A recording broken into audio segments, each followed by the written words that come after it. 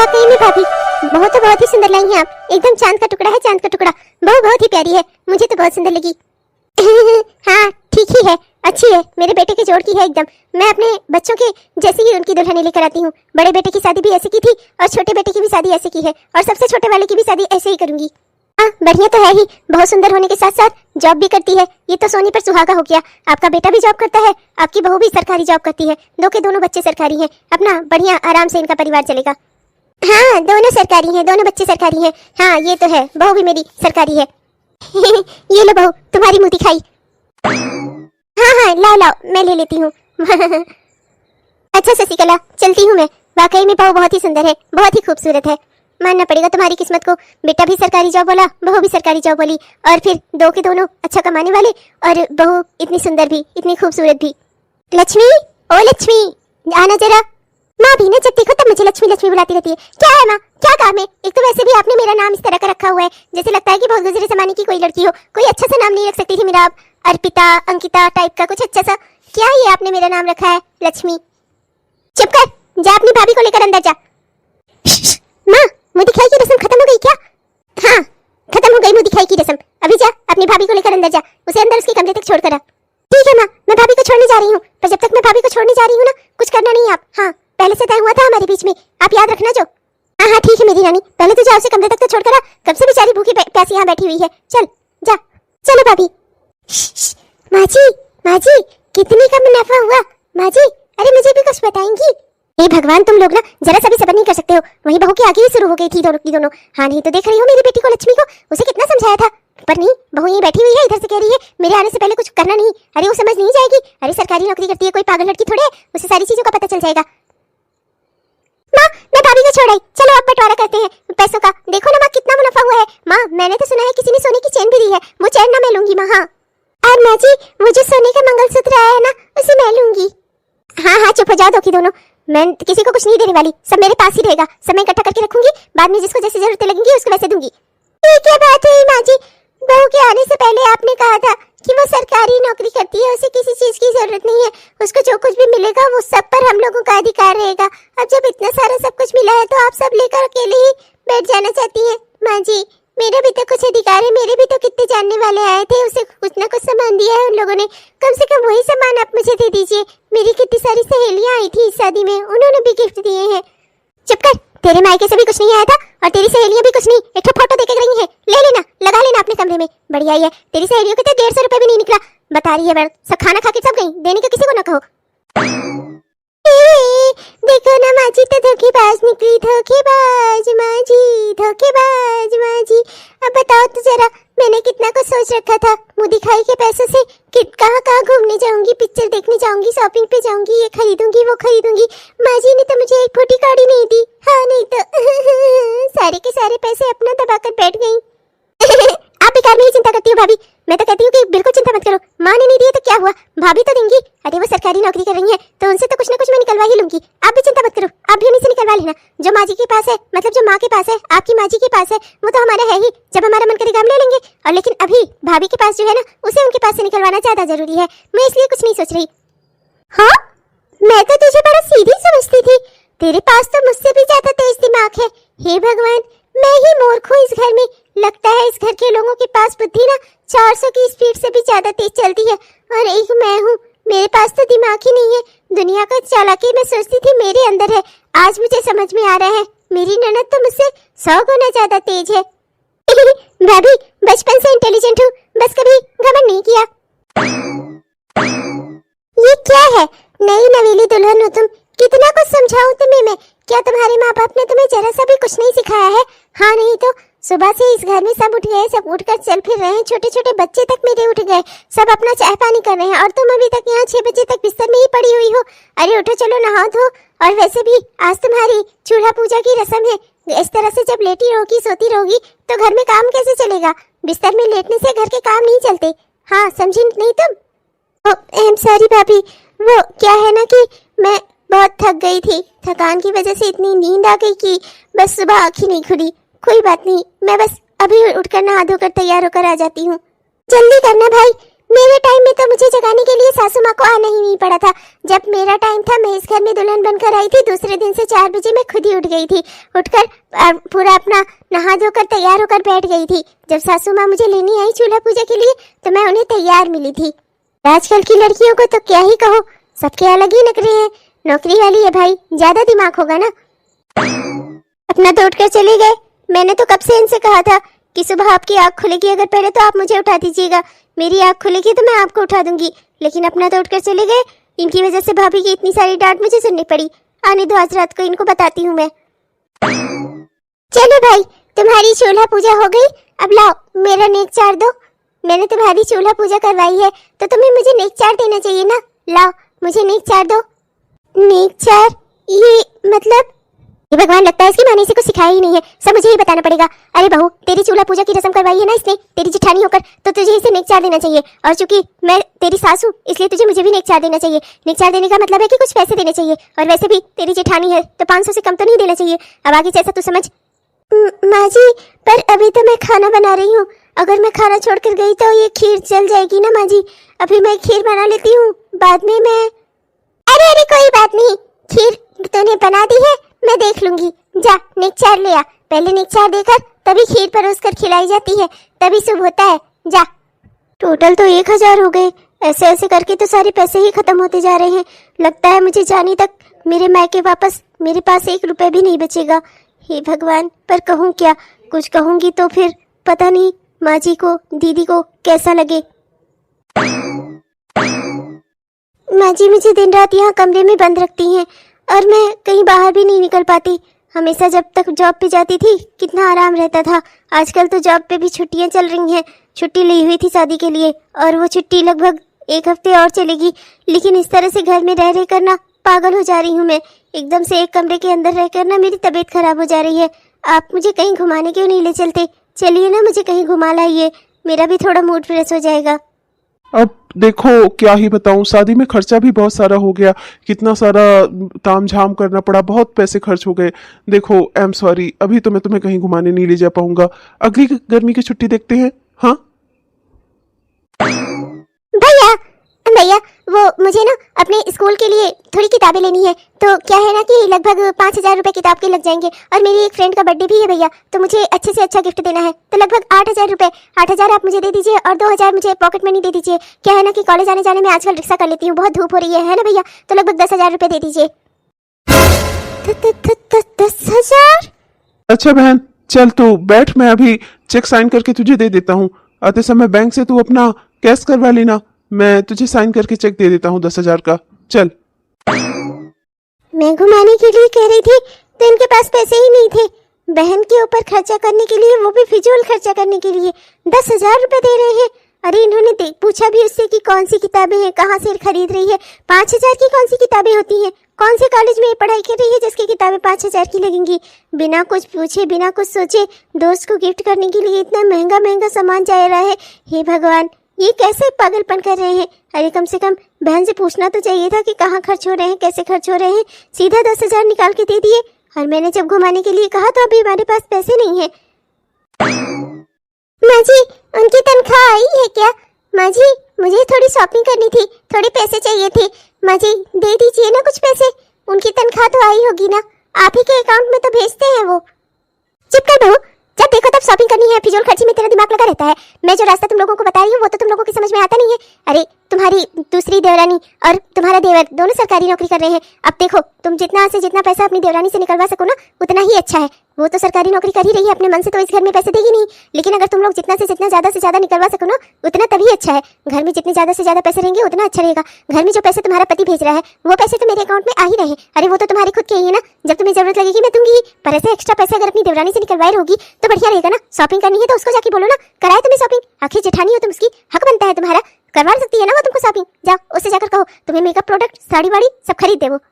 माँ मैं भी जाऊंगी शॉपिंग पर, मुझे भी कुछ मेकअप प्रोडक्ट और कुछ ड्रेसेस खरीदनी है। माँ मैं भी कोचिंग जाती हूँ तो मुझे भी नए कपड़े लगेंगे। हाँ मैं भी भाभी को बोल दूंगी, मुझे भी शॉपिंग करवा दे। हाँ हाँ महारानी लोग, तुम लोगों को ये सब बातें मुझे सिखानी पड़ती हैं। अपने आप से तो तुम लोगों की अकल घास चढ़ने चली जाती है ना। अरे जो मेरे बेटों का पैसा है वो तो मेरा अपना है ही, पर जो बहू है मेरी, अगर वो भी कमा रही है तो उसका पैसा भी तो इसी घर में आना चाहिए ना। और इस चीज के लिए मुझे तुम लोगों को शिक्षा देनी पड़ती है। अपने आप से तो तुम दोनों को कुछ होता ही नहीं है। अरे तुम तो मेरी नालायक बेटी हो ही, पर बहू तुमसे मुझे बहुत उम्मीद थी कि तुम तो कुछ ना कुछ चालाकी दिखाओगी, लेकिन अब मुझे लगता है कि तुम तो मेरी बेटी से भी ज्यादा बेवकूफ हो। हरदम जब देखो तब अपनी पति की ही तनख्वाह पर नजर गड़ा कर रखना, ये मत देखना कि घर में पैसे कहाँ कहाँ से आ सकते हैं। हाँ नहीं तो जी माँ जी, मैं आज ही छोटी को बोलती हूँ कि मुझे ले चले शॉपिंग पर। हाँ तो और नहीं तो क्या। क्या हुआ, क्या बात हो रही थी? आप लोग मेरे आते ही शांत क्यों हो गए? मैं देख रही हूँ जब से मैं इस घर में आई हूँ आप लोग अलग अलग बात करते रहते हैं, पर जैसे ही मैं आती हूँ आप लोग शांत हो जाते हैं। क्या आप लोग मुझे इस परिवार का सदस्य नहीं मानते? मैं भी तो इसी परिवार का हिस्सा हूँ, मेरा भी तो अधिकार है जानने का हर बात। आप लोग मुझे कुछ क्यों नहीं बताते? क्या मैं अभी भी इस परिवार से अलग हूँ? अरे नहीं नहीं, पागल हो गई हो क्या? ऐसा कुछ नहीं है। अब देखो, मैं मोहल्ले वालों की थोड़ी बुराइयां, थोड़ी अच्छाइयां, अब वो हम लोग जानते हैं ना कि मोहल्ले में कौन कैसा है, वो यही बातें होती रहती हैं। तो जब तुम आती हो तो हम लोग सोचते हैं कि तुम कुछ बातें तुम्हारी तुमसे हो जाए, इसीलिए हम लोग शांत हो जाते हैं। बाकी ऐसी कोई बात नहीं है, तुम हमारा परिवार हो, परिवार का सदस्य ही हो। हम सब तुम्हें अपना परिवार मानते हैं, क्यों नहीं मानेंगे भला? मैं तो इसीलिए अभी कह रही थी माँ जी से, बहुत दिनों से मेरा शॉपिंग करने को जाने का मन है, लेकिन मैं जा नहीं रही थी। अब तुम आ गई हो तो अब तुम्हारे साथ ही घूमने चलूंगी। वैसे भी कल देवर जी बता रहे थे तुम बहुत दिनों से घर में रह कर बोर हो गई हो, तुम्हारा मन कर रहा है ना कहीं घूमने का। चलो मैं तुम्हें घुमा कर लाती हूँ। हाँ भाभी, बहुत दिन से मेरा भी मार्केट जाने का मन कर रहा था, अब आप आ गई हो तो चलो कल मार्केट चलते हैं। ओके ठीक है। आज तो इतना मजा आई मार्केट में माँ जी, मैं आपको क्या बताऊँ, क्या ही बताऊँ। बहुत मजा आई, एक से एक सामान लेकर आई हूँ, सब दिखाऊंगी आपको। भाभी, आपने वो सारे सामान रिक्शे से उतारकर आधा मेरे कमरे में आधा भाभी के कमरे में जो जिसका है वहाँ पर पहुँचा दिए ना? जी दीदी, पहुँचा दिए हैं। माँ, आप मेरे भी रूम में आना, मैं भी आपको दिखाऊंगी कितने सारे बढ़िया बढ़िया ब्यूटी प्रोडक्ट्स, कितनी बढ़िया बढ़िया ड्रेसेस लिए हैं मैंने। और हाँ, मैंने तो एक बहुत अच्छा सा सनग्लास भी ले लिया, 11,000 का था। हाँ माँ जी, और मैंने तो अपने भाई की शादी में पहनने के लिए बहुत अच्छी अच्छी साड़ियाँ भी ले ली, हल्दी वाली साड़ी, मेहंदी वाली साड़ी, सब साड़ियाँ खरीद ली। आज हुई मेरी जमकर शॉपिंग, आज मैंने मन भर कर शॉपिंग कर ली। ये तो बहुत ही अच्छा काम किया। इकट्ठा जितनी ज्यादा से ज्यादा शॉपिंग हो जाए ना उतना बढ़िया रहता है। इकट्ठा शॉपिंग हो जाए, लगभग 60 से 70 हजार का खर्चा करवा कर आ रही है दो की दोनों। इतने पैसे तो मैं लेकर भी नहीं आई थी, मुझे तो ऑनलाइन पेमेंट कर करके किसी तरह से अपनी इज्जत बचानी पड़ी। इतने सारे पैसे खर्च करवा दिए इन लोगों ने, मुझे तो समझ में नहीं आ रहा है आगे चलकर कैसे मैं इस घर में गुजारा कर पाऊंगी। जब देखो तब हर चीज में मुझे से पैसे दिलाते हैं, समझ नहीं आता। मैं नहीं आती थी तो क्या इस घर में कुछ होता ना? वो तो किस्मत मेरी थी, मैं इस घर में आ गई। अगर ना आती तब भी तो इन लोगों का खर्चा चलता, फिर मेरे आने के बाद अचानक खर्चे बढ़ कैसे गए, मुझे समझ में नहीं आ रहा है। खूब अच्छे से शॉपिंग कर ली है ना? तुम दोनों से कहा था कि अच्छे से शॉपिंग कर लेना, ये इतना करना बाद में, फिर से 4-5 दिन बाद की मुझे फिर से शॉपिंग करनी है। जितना करने को कहा था ना उतना अच्छे से कर लिया है ना तुम दोनों ने? ढंग से पैसे खर्च करवाए हैं ना उसके? अरे हाँ माँ, मैंने कर लिया है और भाभी ने भी कर लिया है। और तो बताऊं, आपके लिए भी हम लोगों ने शॉपिंग करवा ली। खूब सारे पैसे खर्च हुए हैं। और तो जानिए, भाभी के पर्स में शायद पैसे खत्म हो गए थे, वो तो ऑनलाइन पेमेंट कर रही थी। पर सामान हमने सारे खरीद लिए, जितना हमने सोचा था उससे ज्यादा ही ले लिया है। और सारे तो सामान हमसे उठ भी नहीं रहे थे, वो तो हमने रिक्शे में छोड़कर भाभी को बोला पहले सारे बैग जो भाभी के वाले हैं वो भाभी के कमरे में रख दे, और जो आधे बचे मेरे वाले हैं वो मेरे कमरे में रख दे, और उसके बाद रिक्शे वाले को किराया दे दे, फिर वो चला जाएगा। हाँ माँ जी, इतनी शॉपिंग कर ली थी कि हमसे तो वो बैग भी ना उठते। बात वो नहीं है, बात यह है कि इतने सारे पैसे मैं हमेशा तो नहीं खर्चा कर पाऊंगी ना। लगभग 50 से 60 हजार या 70 हजार की शॉपिंग हो गई होंगी। मेरे तो सारे पैसे ही खत्म हो गए थे, मुझे ऑनलाइन पेमेंट करनी पड़ी। आप समझ रहे हैं ना? मेरे बस इतना कहने का मतलब है कि देखिए, हमें जितना चादर हो ना हमारी, उतना ही पाँव पसारना चाहिए। इतने महंगे प्रोडक्ट्स, इतने ड्रेसेस मैंने खुद कभी नहीं खरीदे, और जितने मैंने अब की खरीदे हैं। देखिए, मैं बस ये कह रही हूँ कि हमें कुछ बचत भी करनी चाहिए। तुम भी ना, हर चीज में तुम्हें किसी कोई ना कोई परेशानी रहती है। अरे मेरे परिवार वाले तुम्हें अपने घर का सदस्य समझते हैं, मेरी बहन तुम्हें अपनी भाभी, प्यारी भाभी समझती है, भाभी तुम्हें अपनी छोटी बहन जैसा समझती है, इसलिए उन लोगों ने खुलकर तुमसे शॉपिंग करवा ली होगी। और फिर वो लोग जानते भी तो हैं कि तुम इतने सालों से जॉब कर रही हो, अगर थोड़ी शॉपिंग उन लोगों ने करवा ही ली तो इसमें क्या बड़ी बात हो गई। अरे तुम्हारे रिश्तेदार हैं, तुम्हारे घर के सदस्य हैं, परिवार के सदस्य हैं, अभी तुम्हारे घर वाले कहते तो क्या तुम इतनी की शॉपिंग ना करती? लेकिन बस मेरे घर वाले हैं तो तुम्हें टेंशन हो गई। अरे क्या ये इतना बड़ा कर लिया उन्होंने? कौन सा तुम्हें हमेशा लेकर जा रही है बाजार? एक बार चली ही गई, करवा ही ली, जो मन था खरीद ही लिया। क्या इतनी बड़ी बात हो गई? छोटी छोटी सी बातों का कंप्लेंट करना छोड़ दो। मुझे तुमसे ये उम्मीद नहीं थी। देखिए, मैं आपसे नहीं कहती कि आप अपने पैसे कहाँ खर्च करिए या मेरे घर वालों को दीजिए, तो कम से कम आपको भी मुझसे ये नहीं कहना चाहिए कि मैं अपने पैसे कहाँ खर्चा करूं और या किसको दूं। तुमसे तो बात करना ही बेकार है। रिश्ते नातों की समझ ही नहीं है तुम्हें जरा सी भी। क्या ही कहा जाए। मैं सो रहा हूँ, मुझे कोई बात नहीं करनी तुमसे। कितनी देर हो रही है, किचन में गई थी, कुछ बना भी नहीं है। बिना टिफिन के ही जाना पड़ेगा मुझे तो। हे भगवान, आज तो साज अपना कैंटीन से ही कुछ खा लूंगी।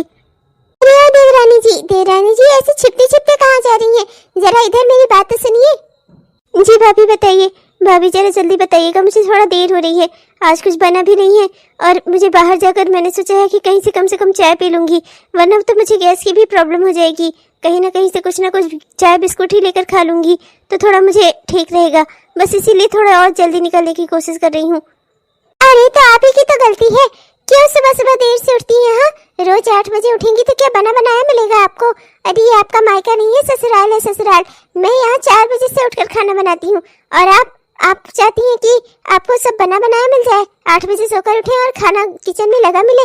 अरे भाई कमाती है, उसका ये मतलब थोड़े है कि घर के काम ना करे। कौन सी लड़की ऐसी है दुनिया में जो घर का काम ना करे? हाँ, नहीं तो घर का काम तो सबको करना चाहिए, और वैसे भी घर में रहती है खाती है तो कुछ ना कुछ तो करना ही चाहिए ना। अब आपको जल्दी थी तो आपको और जल्दी उठना चाहिए था। उठकर टिफिन बना लेती तो आप भी खा कर जाती और देवर जी भी टिफिन लेकर जाते, है कि नहीं? अच्छा भाभी, मैं चलती हूँ।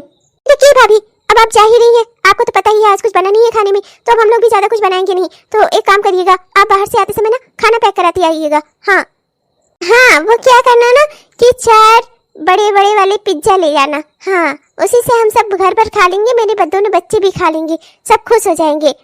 समझ रही हो ना? अब क्या मैं बनाकर खड़ी है बहू, लेती आना ना। और वैसे भी मुझे तुझसे एक और बात करनी थी। क्या है ना कि सबके कपड़े धुलने में बहुत दिक्कत हो रही है, बड़े बड़े भारी भारी कपड़े बहुत दिक्कत से धुल रहे हैं। तो एक काम कर, वॉशिंग मशीन लगवा दी घर में। हाँ, जिससे कपड़े धोने में आसानी हो जाए, तुझे भी सुबह सुबह जल्दी हो जाया करेगी। अच्छा ठीक है माँ जी, चलती हूँ, देर हो रही है। कहीं अब तो शाम को पिज्जा पार्टी बनेगी। हाँ, पिज्जा आएगा पिज्जा। अब क्या सुबह ऐसे ही रह जाएगा? वो तो गई अपने ऑफिस में जाकर कैंटीन में खा लेगी, शाम को लेकर आएगी। तू एक काम कर बेटा, तू लक्ष्मी, तू अपने फोन से ऑर्डर कर दे, कुछ खाना घर पर आ जाए बढ़िया, कोई बढ़िया सा नाश्ता देखकर ऑर्डर कर दे। ओके माँ। और एक बात, इसी तरह से इससे पैसे निकालती रहो तुम लोग। अपने बेटे के पैसे तो मेरे हैं ही, पर बहू के पैसे ऐसे ही निकलेंगे। रोज का रोज तुम्हें कुछ ना कुछ हुआ ही रहता है। क्या बताऊं ही, जब देखो तब बीमार पड़ जाती हो। 3 दिन से बीमार हूँ, पर घर में कोई मेरा हालचाल लेने नहीं आया। आपकी माँ, आपकी बहन, आपकी भाभी, कोई भी नहीं। तो सब क्या करें, 1-2 दिन की बीमारी हो तब भी कोई कुछ करे। रोज रोज ही तो तुम बीमार रहती हो, कभी सर में दर्द, कभी पैर में दर्द। अब किसी को क्या पता कि कब तुम्हें ज्यादा बीमारी चढ़ी है, कब कम चढ़ी है। हाँ, नहीं तो ऑफिस भी नहीं जा रही हो, 3 दिन से ऑफ लेकर रखा हुआ है तुमने। अरे सरकारी काम है, ऐसे ही कोई घर पे बैठे हुए तुम्हें नहीं खिला देगा। नौकरी चली गई ना एक बार, बस पछताए नहीं चुकेगा फिर। बड़ी आई हो। मैं तो अपना तुम्हें सही समझा रहा हूँ, बाकी तुम्हारा जैसा दिल करे वैसा करो। वैसे माँ सही कह रही है, एक काम क्यों नहीं करती? तुम्हारी तबीयत इतनी खराब है, अपने मायके ही चली जाओ। वहां जाकर रहो कुछ दिन, तुम्हारी सेवा हो जाएगी तो ठीक हो जाओगी। मेरी माँ और बहन जितनी तुम्हारी सेवा करती है ना, उतना कोई करेगा नहीं। उतना करने के बाद भी तो तुम ठीक नहीं हो रही हो, तो जाओ मायके वालों से ही सेवा करवाओ, उन्हीं तुम्हारी सेवा करेंगे, तभी तुम ठीक होगी। ये बढ़िया है, घर में जब काम करने के लिए मेरा नाम लिया जाए तब मैं हूँ, जब मैं घर में काम करूँ, जब घर में पैसे देने हो तब पर भी मैं हूँ, पर जब मैं बीमार हूँ तो इस घर में कोई मेरा अपना नहीं है। यहाँ तक कि मेरे खुद के पति मुझसे कह रहे हैं कि तुम मैके चली जाओ। वाह वाह, आज 1 हफ्ते बाद मेरी बहू ऑफिस जा रही है, उसे ऑफिस जाता हुआ देखकर ना मुझे बहुत खुशी हो रही है। हाँ, अरे छोटी देवरानी जी, अपने संस्कार भूल गई क्या? ऑफिस जाने से पहले माँ जी से और मुझसे आशीर्वाद लेकर जाना होता है आपको। ऑफिस नहीं, मैं अपने मायके जा रही हूँ और अब मैं वहीं रहूंगी। क्या? अरे तो पागल हो गई है क्या? मायके में क्यों रहेगी? अब तो ठीक हो गई है ना, अपना ऑफिस जा, यहाँ से अपना काम संभाल, यहाँ पर रह। अपने मायके क्यों जाएगी तू? बहू, अब तुम्हारी शादी हो गई है, अपने ससुराल में रहो, अपने घर में रहो। दौड़ दौड़ कर मायके जाना ना तुम्हें शोभा नहीं देता। बस माँ जी, और जब मैं बीमार पड़ी तो मुझे मायके भेजना आप लोगों को शोभा देता था? मैं सुबह से यहाँ बिना खाए निकलूं या बिना पिए निकलूं, किसी को कोई परवाह थी? मैं अपने हिस्से का काम मरती रहूं तब भी करूं, मेरी तबीयत खराब हो तब पर भी मैं खाना बनाऊं। यहाँ कोई है जो मुझसे सिंपैथी रखता हो? नहीं है। हर किसी को सिर्फ मुझसे एक ही चीज से मतलब है, वो है मेरे पैसों से। माँ जी, आपके बेटे आपको पैसे देते हैं ना, मैंने कभी इन्हें रोका कि आपको पैसे ना दे, पर मेरे पैसों से आप लोगों को मतलब क्यों है? क्यों आप लोग मेरे पैसों के पीछे पड़े हैं? मेरे पैसे मेरे खुद के हैं, उन्हें मैं जहाँ चाहूँ वहाँ खर्च करूँ। सरकार मुझे मेरे हाथों में देती है पैसे, वो मेरे अपने हैं, मैं जहाँ चाहूँ उन्हें वहाँ खर्च करूँ। आप लोग क्यों मुझे घर में लगाने के लिए कहते हैं? क्या मेरे आने से पहले इस घर का खर्चा नहीं चलता था? क्या सिर्फ एक मेरा खाना ही इतना बड़ा बोझ हो गया आप लोगों के लिए कि मुझे यहाँ पैसे देने होंगे तभी मैं इस घर में रह सकती हूँ? और अगर ऐसी बात है तो फिर मैं जा रही हूँ यहाँ से, जहाँ मुझे बिना पैसे दिए रोटी ना मिल सके। ऐसे घर में मुझे रहने से कोई फायदा नहीं, जहाँ के लोग मुझसे कोई संपत्ति न रखते हो, जिनकी जरूरतों का सिर्फ मैं ख्याल हूँ, जिनकी जरूरतों का सिर्फ मैं जरिया हूँ पूरा करने का, वहाँ मुझे रहने से कोई मतलब नहीं है। ये मेरा परिवार हो ही नहीं सकता। आप लोगों ने मुझे कभी दिल से नहीं अपनाया, आप लोगों ने हमेशा मुझे गैर समझा। जब भी आप लोग आपस में कोई बातें करते हैं मैं पहुंच जाती हूँ, आप लोग शांत हो जाते हैं। हर कोई मुझसे इस तरह का बर्ताव करता है क्योंकि मैं बाहर से आई हुई हूँ ना। बाहर से आई हुई तो बड़ी भाभी भी है, लेकिन आपने उन्हें अपना लिया माँ जी, पर आप मुझे नहीं अपना पाई। घर की दो बहुओं के बीच ही आपने भेदभाव किया। एक बहू को आपने अपना कर रखा क्योंकि वो आपकी बड़े बेटे की बहू है ना, और मैं तो कमा रही हूँ ना, इसलिए हर चीज में मैं अलग हो गई। आपने मुझे नहीं अपनाया। ये तुम कैसी बातें कर रही हो? माँ से कैसे बात कर रही हो तुम? माँ सही कह रही हैं, मायके का मुंह छोड़ो, अपने ससुराल में रहो। आप तो भूलिए ही मत, अभी 4 दिन पहले आपने ही मुझसे कहा है ना कि तुम्हारी तबीयत खराब है तो जाओ अपने माँ के घर चली जाओ, वहाँ जाकर रहो। और आज आप ही मुझसे कह रहे हैं कि तुम्हें मायके का मुंह छोड़ देना चाहिए। क्यों? थोड़े ही दिनों में आपका बर्ताव मुझसे बदल कैसे गया? क्यों मैं ठीक हो गई तो अब मुझे ऑफिस जाना चाहिए, कमा कमा कर पैसे लाने चाहिए और आपकी माँ के हाथों पर रखनी चाहिए। यही है ना सारी बातों का सार? अरे तो आदमी जिस घर में रहता है थोड़ा बहुत कुछ कर देता है तो क्या इतनी बड़ी बात हो गई उसके लिए?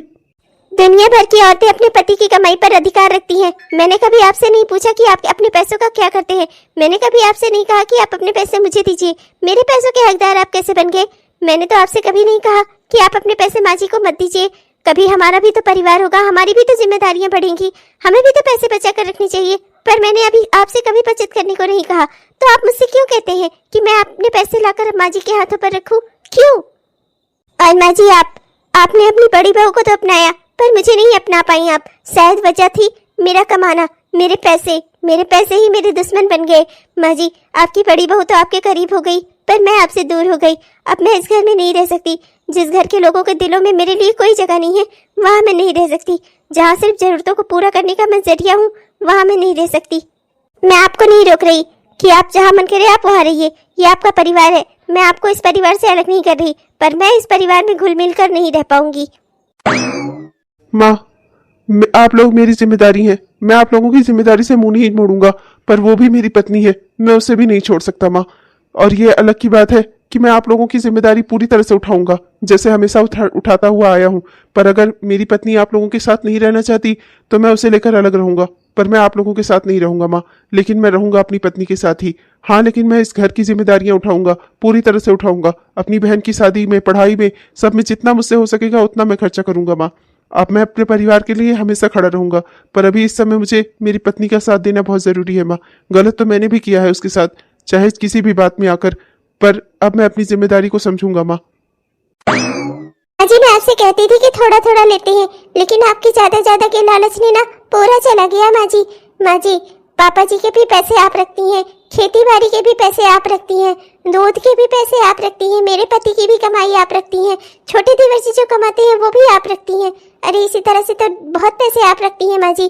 थोड़ा थोड़ा करके अगर देवरानी जी से लेती तो आज ये दिन ना आता। आप तो एकदम ज्यादा लालच के चक्कर में आपने पूरा सब खत्म कर दिया माँ जी। हेलो दोस्तों, आप सबको दिल से मेरा प्यार भरा नमस्कार। कैसे हैं आप सब? उम्मीद करती हूँ कि बहुत ही बढ़िया होंगे। आपने हमारा यह वीडियो पूरा देखा, इसके लिए आपका दिल से बहुत बहुत धन्यवाद दोस्तों। तो कैसा लगा आपको? उम्मीद करती हूँ कि पसंद आया होगा, और अगर पसंद आया दोस्तों तो कृपया वीडियो को लाइक जरूर करिएगा और अपने दोस्तों को, रिश्तेदारों को वीडियो को शेयर भी जरूर करिएगा दोस्तों।